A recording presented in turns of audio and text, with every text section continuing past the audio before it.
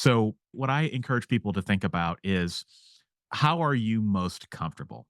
There are going to be a lot of people who are listening to this podcast episode and are going to say, I don't like the idea of being on a stage in front of people talking about my book or talking about, something I'm an expert in.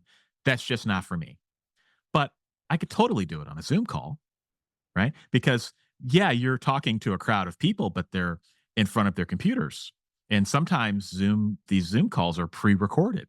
So it could be a very good way to get comfortable with all of the aspects that come along with speaking, of which there are many, but you can become a way to help you get comfortable with it.